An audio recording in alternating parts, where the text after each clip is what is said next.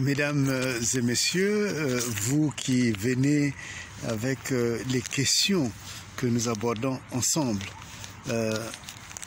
je vous présente mes excuses, y compris vous qui suivez nos échanges, parce que exceptionnellement, nous avons déplacé notre causerie à dimanche. L'emploi du temps n'a pas permis que nous puissions avoir notre rencontre hebdomadaire. Et vous savez, plus on avance, plus les agendas sont très chargés. Et plus les agendas sont chargés, plus il devient nécessaire de s'imposer la discipline, de trouver toujours le temps d'échanger. Parce que la parole lave, mais la parole élève aussi, élève tout un peuple. Donc, vous êtes venus avec 3 questions que nous abordons tout de suite. La première question, si j'ai bien compris, c'est que vous me parlez d'Iloki, encore un Iloki au Congo. Décidément, les noms d'Iloki n'apportent pas de l'intelligence. Iloki qui serait le secrétaire général, ou en tout cas une personnalité du PCT, qui pour moi est le parti criminel de la torture. Ce PCT qui s'indigne que le sommet Afrique-France n'est pas invité comme d'habitude les chefs d'État, tous ces croulants là, et puis n'est pas invité donc ces chefs d'État et par ricochet pour lui et je pense pour tous les dignitaires de ce pouvoir, il ne s'agit là que d'une simple réunion et non d'un sommet.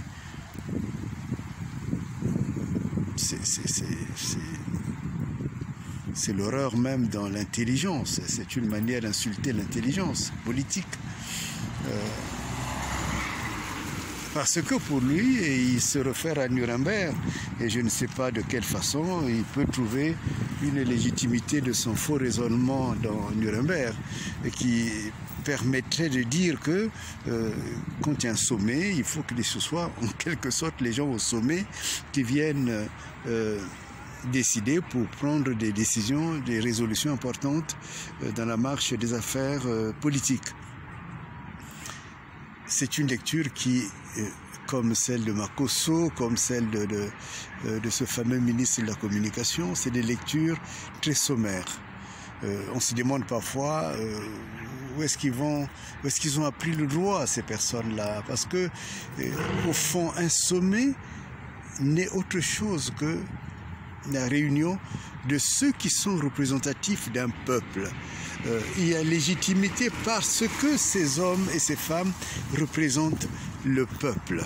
Et il se trouve que dans l'état actuel, ni Sassou, ni qui que ce soit d'autre, n'ont une véritable légitimité pour pouvoir parler et prendre des engagements au nom du peuple congolais, en l'occurrence. Et donc, qui alors va être légitime pour pouvoir parler au nom du Congo, pour pouvoir prendre, pour interroger, en l'occurrence, le président Macron, puisque c'est de lui qu'il s'agissait. Donc, ce ne sont plus les Sassou. Ce n'est plus un lieu où on va faire de la magouille, où on va continuer la fameuse France-Afrique.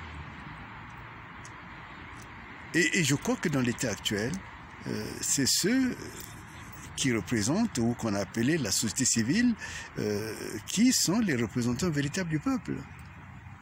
Ceux qui ont été appelés là-bas, et qui sont même venus d'Afrique, ce sont ceux-là qui représentent la légitimité africaine.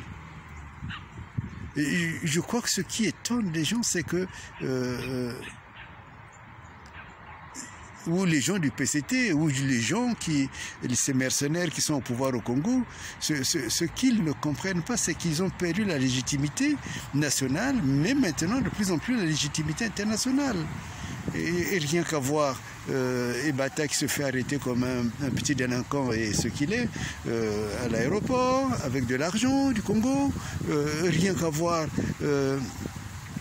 Sassou et Dominique Strauss-Kahn qui se font plus qu'épingler dans le cache investigation de France 2, de Madame Élise Lucet, et rien qu'à voir tout cela, comment est-ce que véritablement eux ils peuvent se sentir légitimes par rapport au pouvoir congolais?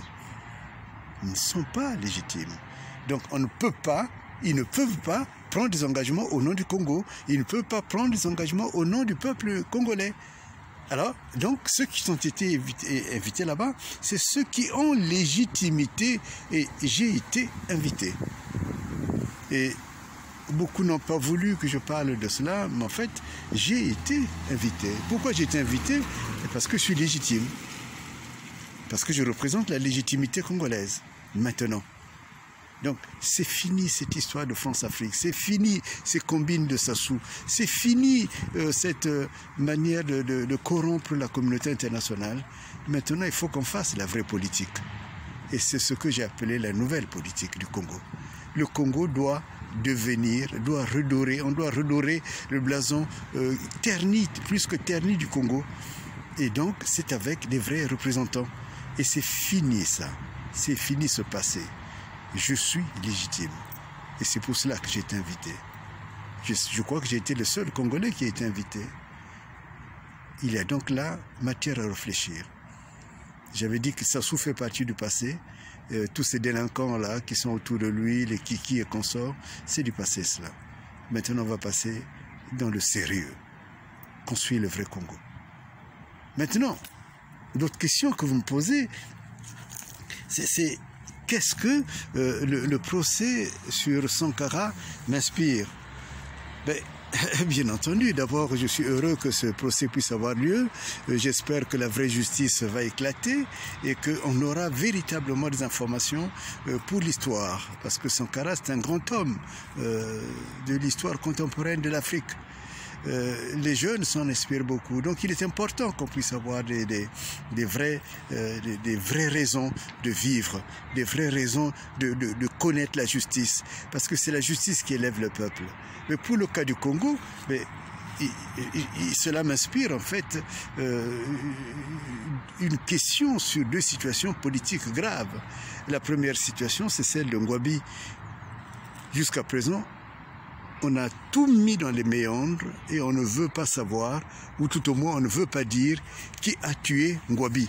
Et je crois que c'est l'occasion, justement, les vérités éclatent. Qui a tué Ngouabi?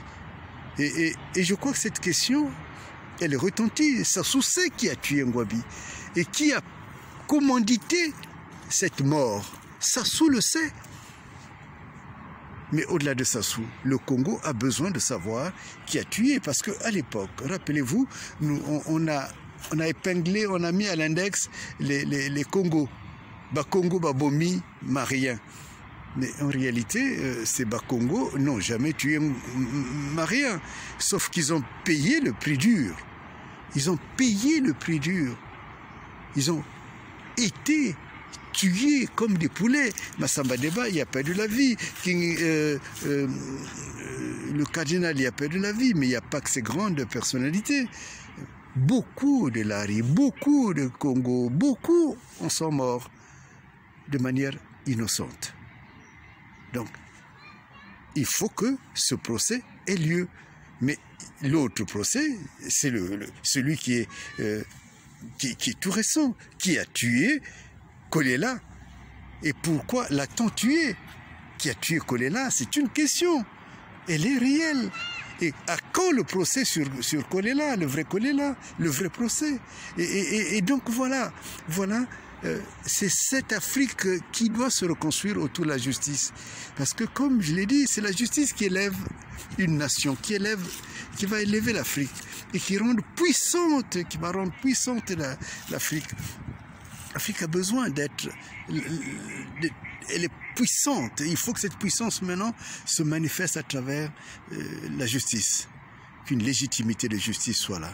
Et c'est pour cela que je vous remercie beaucoup pour ces questions et je vous souhaite une bonne et excellente journée.